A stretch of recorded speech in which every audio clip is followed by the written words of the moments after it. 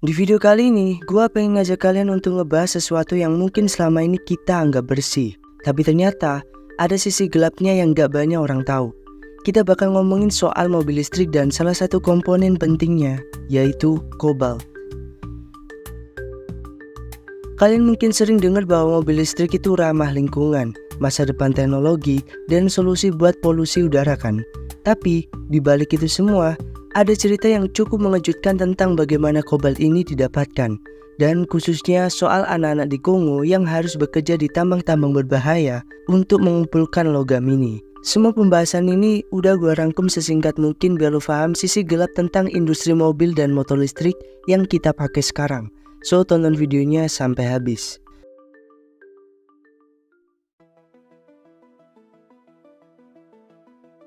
Oke. Pertama-tama kita kenalan dulu sama kobalt. Jadi kobalt itu adalah logam yang punya warna biru keperakan. Dan logam ini jadi bahan yang sangat penting buat bikin baterai lithium ion. Baterai ini dipakai di hampir semua perangkat elektronik modern, mulai dari smartphone, laptop, sampai yang paling besar dan penting, mobil listrik. Salah satu alasan kenapa kobalt penting banget di baterai adalah karena dia bikin baterai jadi lebih stabil dan gak gampang panas.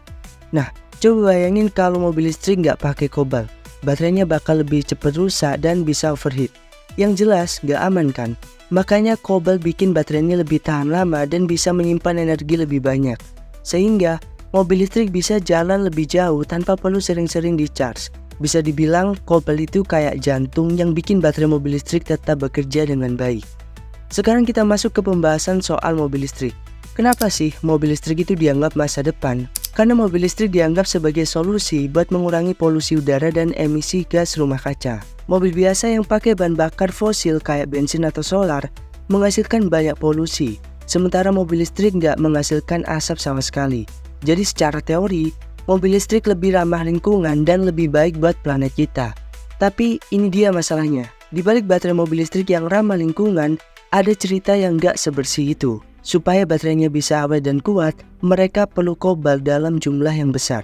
Dan disinilah cerita jadi lebih kompleks. Sebagian besar kobalt di dunia berasal dari satu negara, yaitu Republik Demokratik Kongo. Dan disinilah mulai muncul masalah sosial yang sangat serius.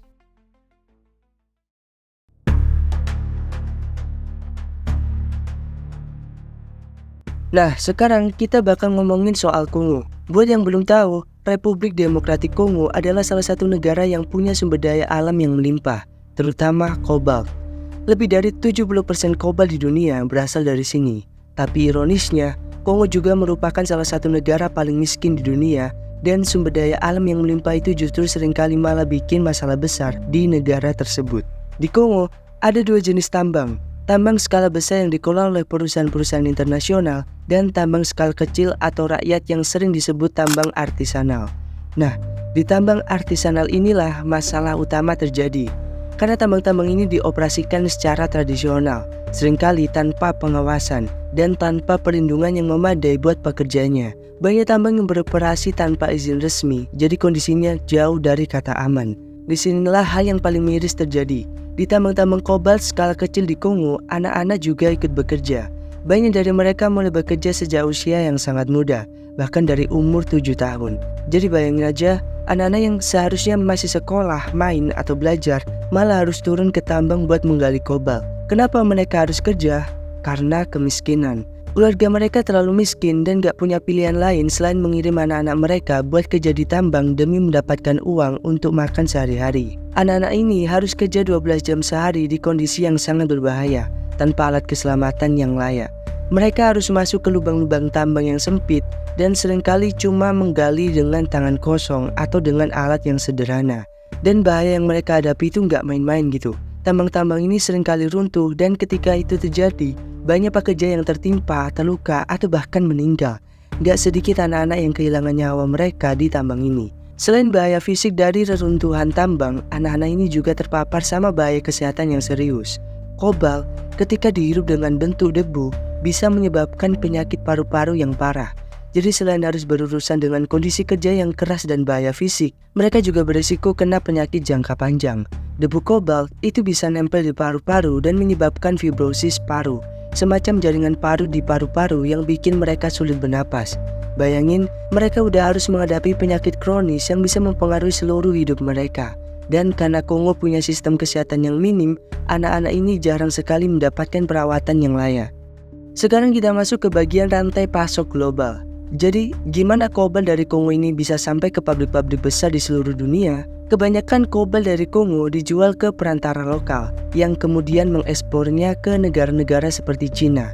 Cina adalah pengelola kobalt terbesar di dunia. Dari Cina, kobalt diolah menjadi bahan untuk baterai dan dikirim ke perusahaan-perusahaan teknologi besar seperti Tesla, Apple, Samsung, dan masih banyak lagi.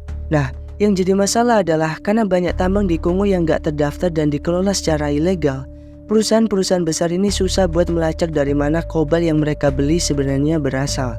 Meskipun mereka bilang kalau mereka cuma beli kobalt dari sumber yang etis, kenyataannya rantai pasokan ini seringkali nggak transparan. Banyak kasus di mana kobalt yang berasal dari tambang-tambang ilegal ini, termasuk yang memperkerjakan anak-anak, tetap masuk ke rantai pasokan global dan akhirnya digunakan untuk perusahaan-perusahaan besar. Lalu apa yang dilakukan perusahaan-perusahaan besar soal ini? Banyak perusahaan teknologi dan otomotif seperti Tesla, Apple, Microsoft, dan lainnya udah mulai menyadari masalah ini dan mengklaim bahwa mereka berusaha untuk memastikan rantai pasokan mereka bebas dari eksploitasi anak-anak. Mereka mengeluarkan kebijakan etis buat memastikan kalau kobalt yang mereka pakai berasal dari tambang yang legal dan aman. Tapi kenyataannya, mengontrol rantai pasokan kobalt itu susah banget. Banyak tambang di Kongo yang nggak terdaftar secara resmi. Jadi meskipun perusahaan-perusahaan besar ini udah mencoba melacak asal-usul kobalt, mereka nggak selalu bisa memastikan dari mana kobalt itu berasal. Ini bikin perusahaan-perusahaan besar menghadapi kritik keras dari organisasi hak asasi manusia yang menuntut mereka buat lebih transparan dan bertanggung jawab soal rantai pasokan mereka. Nah, kabar baiknya adalah ada upaya buat mencari alternatif dari kobalt. Banyak perusahaan teknologi yang sekarang mulai mengembangkan baterai tanpa kobalt atau baterai yang menggunakan lebih sedikit kobalt. Salah satu contohnya adalah penggunaan nikel sebagai bahan utama baterai atau teknologi solid state yang lebih ramah lingkungan dan gak butuh kobalt sebanyak baterai lithium ion konvensional. Tapi, teknologi ini masih dalam tahap pengembangan. Jadi butuh waktu sebelum baterai tanpa kobalt benar-benar bisa menggantikan baterai yang kita pakai sekarang. Tapi setidaknya, ini adalah langkah ke arah yang lebih baik, terutama buat mengurangi ketergantungan pada kobalt dari Kongo. Sekarang, pertanyaan pentingnya, apa yang bisa kita lakukan sebagai konsumen? Mungkin kita nggak bisa langsung menghentikan eksploitasi anak-anak di tambang Kongo, tapi kita punya peran penting dalam mendorong perubahan. Kesadaran adalah langkah pertama. Semakin banyak orang yang sadar tentang asal-usul kobalt dan dampaknya terhadap masyarakat di Kongo, semakin besar tekanan yang bisa kita berikan ke perusahaan-perusahaan besar untuk lebih transparan dalam rantai pasok mereka. Ada beberapa hal konkret yang bisa kita lakukan. Yang pertama, pilih produk yang lebih etis. Beberapa perusahaan teknologi dan otomotif udah mulai mempublikasikan laporan tentang rantai pasok mereka dan berusaha memastikan kalau produk mereka berasal dari sumber yang lebih etis. Sebelum beli, coba cek kebijakan etika dan keberlanjutan dari produk yang kita pilih. Ini mungkin terkesan kecil, tapi makin banyak konsumen yang peduli, makin besar tekanan buat perusahaan buat berubah. Yang kedua, dukung produk dengan inovasi berkelanjutan. Salah satu cara lain buat mengurangi dampak buruk dari industri ini adalah dengan mendukung produk yang mengadopsi teknologi baterai tanpa kobalt atau lebih sedikit kobalt. Seiring perkembangan teknologi, beberapa perusahaan mulai beralih ke baterai berbasis nikel atau teknologi lain yang lebih ramah lingkungan. Dengan dukungan kita, perusahaan akan semakin tertarik untuk berinovasi ke arah yang lebih baik. Yang ketiga, ikut menyuarakan isu ini. Jangan ragu buat ngomongin hal ini di media sosial atau dalam komunitas. Isu ini bukan hanya soal teknologi dan industri, tapi juga hak asasi manusia. Makin banyak orang yang ngomongin ini, makin besar perhatian yang diberikan dan itu bisa memicu perubahan yang lebih cepat.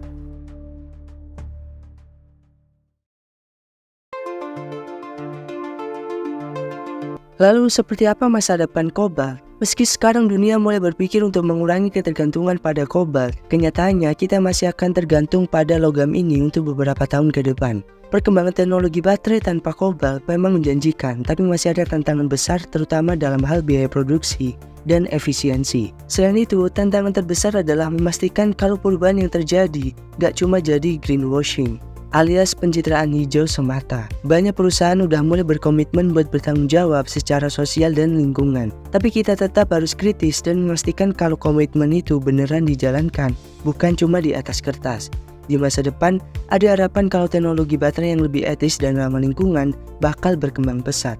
Tapi selama kita masih menggunakan kobalt, penting banget buat terus mengawasi bagaimana industri ini berjalan, khususnya soal eksploitasi pekerja tambang di Kongo. Nah, itulah pembahasan panjang kita hari ini soal kobalt, kegunaannya di mobil listrik, dan eksploitasi anak-anak di Kongo. Semoga setelah dengar penjelasan ini, kalian jadi lebih sadar bahwa di balik teknologi yang kita anggap ramah lingkungan, ada banyak hal yang perlu diperbaiki. Mobil listrik memang solusi buat polusi udara, tapi proses mendapatkan material buat baterainya masih jauh dari kata bersih. Jadi, apa yang bisa kita lakukan? Yang jelas, kita harus lebih kritis sebagai konsumen. Bukan berarti kita harus berhenti menggunakan teknologi, tapi kita bisa mulai lebih peduli dan berperan aktif buat mendorong perubahan yang lebih baik. Makasih udah nonton video ini sampai akhir. Sampai ketemu di video selanjutnya.